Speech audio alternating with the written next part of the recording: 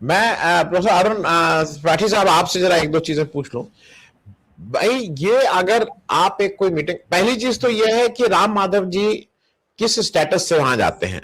ये president India foundation है, लेकिन आरएसएस के महत्वपूर्ण कार्यकर्ता हैं, बीजेपी के महत्वपूर्ण व्यक्ति हैं, लेकिन भारत के विदेश विभाग का कोई इसमें नहीं जाता है। पहली चीज। दूसरी चीज, अगर आप वहां जा रहे हैं तो आप इसको छुपा क्यों रहे हैं? आप ये क्यों कह रहे हैं कि नहीं नहीं मेरी कोई मीटिंग नहीं हुई, मेरा कुछ नहीं हुआ?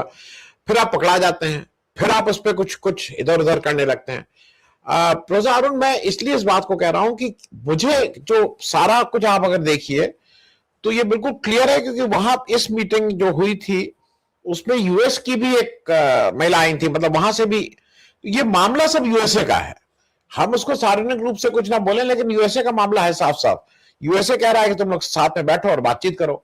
और मैं एक खास वजह से अरुण साहब आपसे ये पूछ रहा हूं, अब हमें अच्छा लगे या ना लगे, ईरान और अमेरिका की जो संधि, जो अभी शांति वार्ता हो रही थी जिससे युद्ध रुका है, उसमें पाकिस्तान की अहम भूमिका थी।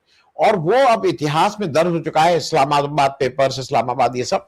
हमने एक अपॉर्चुनिटी खोई है। हम केवल घर में घुस के मारेंगे और पानी पिला देंगे और प्यासा कर देंगे और नदियों को रोक देंगे, इस तरह की उल जलूल बातें करते रहते हैं। इसमें क्या ये मैच्योरिटी लेवल पे जो एक पुराना सार्क था, जिसको आज तक हम उसको नहीं रिवाइव कर पाए, क्योंकि पाकिस्तान में हम जाके मीटिंग करने को नहीं तैयार हैं जब से मोदी जी की सरकार आई है, और वो सार्क का मामला वहीं रुका हुआ है। मैं ओवरऑल आपका एक इंप्रेशन करना चाह रहा हूं कि राम माधव ये जहां जाते हैं, खास करके व्यापारिक काम के लिए जरूर जाते हैं, वहां कुछ कुछ ना कुछ व्यापारिक रहता है। तो राम माधव तो पूरी तरह से लेन देन का मामला है, लेकिन जो ये पकड़ा गया है, इसको क्या भारत को ऑफिशियली मान लेना चाहिए कि हाँ भाई बात हो रही है? क्या दिक्कत है इसमें, प्रोफेसर अरुण त्रिपाठी? देखिए, इस बात को विक्रम मिस्री का जो बयान आया है वो तो खारिज कर रहे हैं। वो कह रहे हैं ठीक है, इस तरह की कॉन्फ्रेंसेज होती हैं और लोग जाते हैं, पर उसको हम ट्रैक टू डिप्लोमेसी का नाम आपका नहीं दे माइक सकते। कहीं इधर उधर हो गया, अभी माइक माइक थोड़ा हिल गया है। अभी ठीक आ रहा था, फिर हिल गया है। हाँ, चलिए। हाँ, तो उनका यही कहना है कि जो है वो मतलब इस तरह की के सेमिनार्स होते हैं और वर्कशॉप होते हैं, वहाँ लोग आते जाते हैं, इसको हम ट्रैक टू डिप्लोमेसी नहीं कह सकते। पर अगर आप कहें भी तो जो आपके लोग जब बयान दे रहे हैं तो कहने में हर्ज क्या है? मुझे तो एक तो ये जो दोगलापन है या दोहरापन है, वो भारत की विदेश नीति का मेरे ख्याल से इससे ज्यादा जो है वो कभी रहा नहीं। और मतलब आप जो है वो जब देखिए, वो यही है कि शुरू शुरू में मोदी किया था तो बहुत जो है संभवतः ये 2016 वगैरह की बात है, जब मोदी जी अचानक काबुल से लाहौर चले गए थे। तो और फिर जो है नवाज शरीफ की 2015 दिसंबर शायद, अगर हाँ मैं दो गलत नहीं हूं, हाँ 2015 हाँ तो दिसंबर। 25 दिसंबर 2015 की बात है।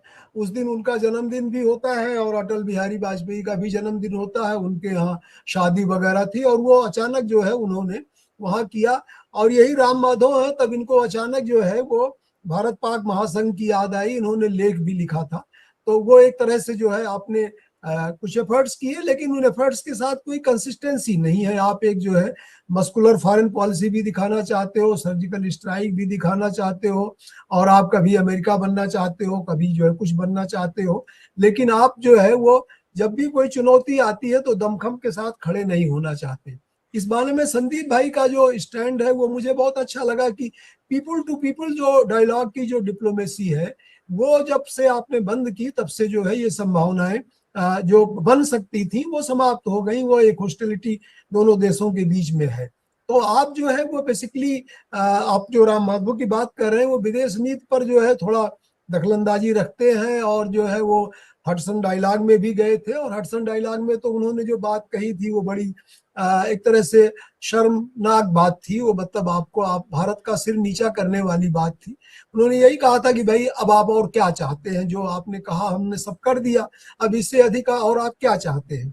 तो ये बात जो है हमारी विदेश नीति जो आप ठीक कह रहे हैं कि अमेरिका जब जब थोड़ा संकेत कर दे कि थोड़ी आप जो है वो सर्जिकल स्ट्राइक कर लो, तब आप सर्जिकल स्ट्राइक कर देते हो।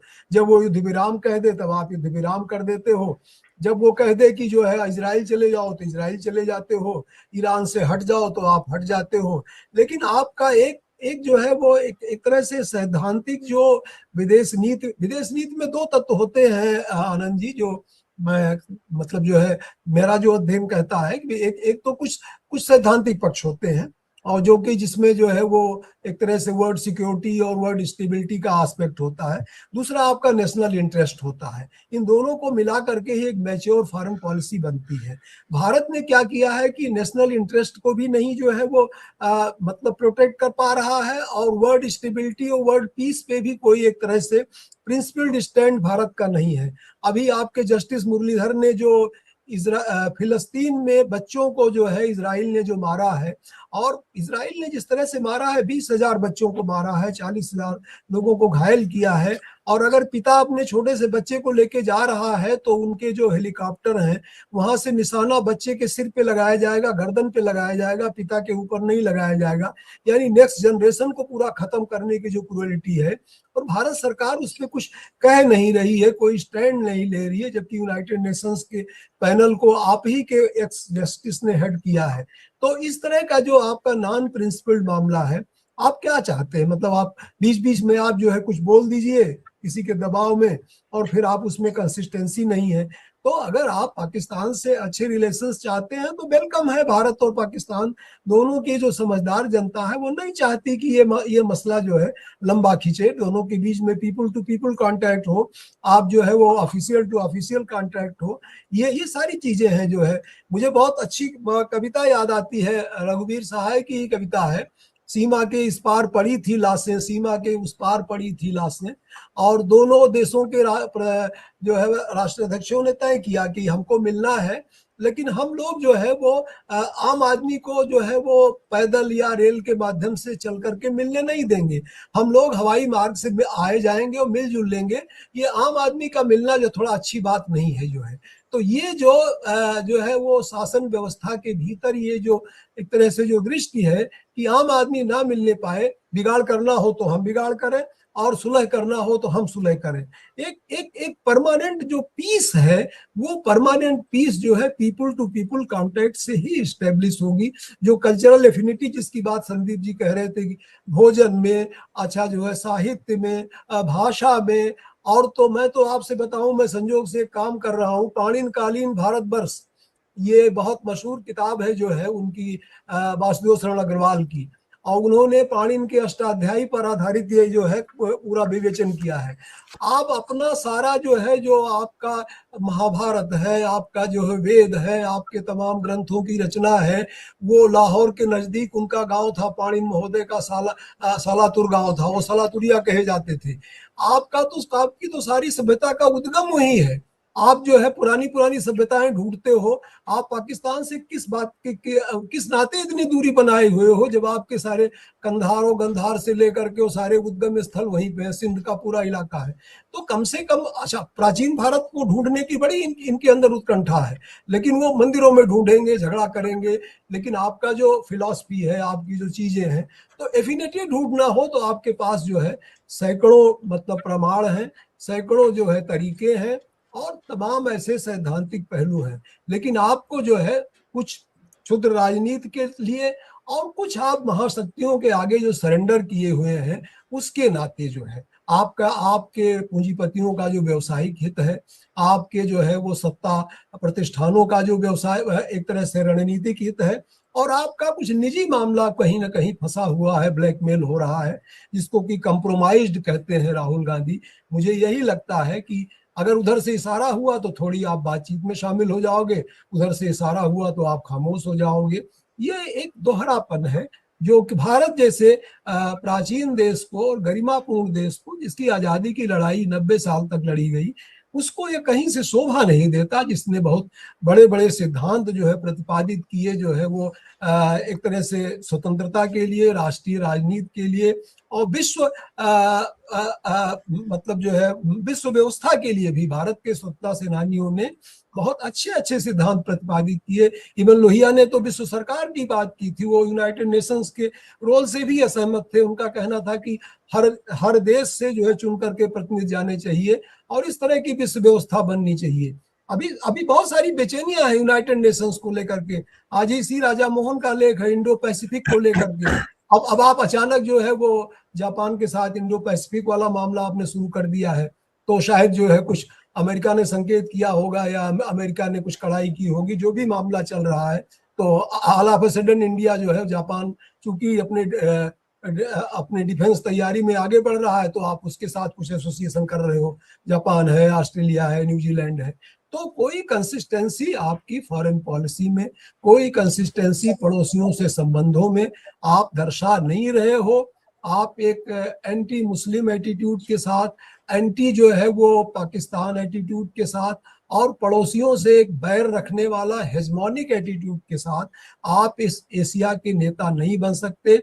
और विश्व की नेता के नेतृत्व की तो बात ही छोड़ दो, क्योंकि वैश्विक महाशक्ति के आगे आपने अपने जो है वो राष्ट्रीय संप्रभुता को समर्पित कर रखा है। तो ये स्थितियां जो है, और मुझे नहीं लगता कि होश बोले और राम माधव चले जाएं, कुछ बातचीत कर लें, लेकिन इसमें कोई राष्ट्रीय संप्रभुता और स्वाभिमान को सुरक्षित रखते हुए, क्षेत्रीय शांति और जो है स्थिरता की परवाह करते हुए, और किसी बड़े उदात्त मूल्य के साथ ये लोग संवाद करने जा रहे होंगे। कुछ कहा गया होगा, कुछ चले गए होंगे, कुछ कर रहे होंगे, फिर जितना कहा जाएगा उतना ही करेंगे।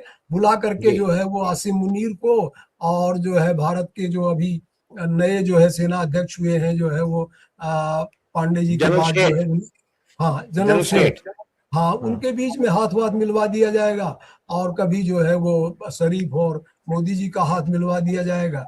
यही सब ड्रामा होगा। लेकिन अगर जो है वो जो उनका शेर नहीं है वसीर बद्र का कि ये अलग मिजाज का शहर है, जरा फासले से मिला करो, वो क्या जो है वो हाथ भी न मिलाएंगे, तुम गले मिलोगे तपाक से।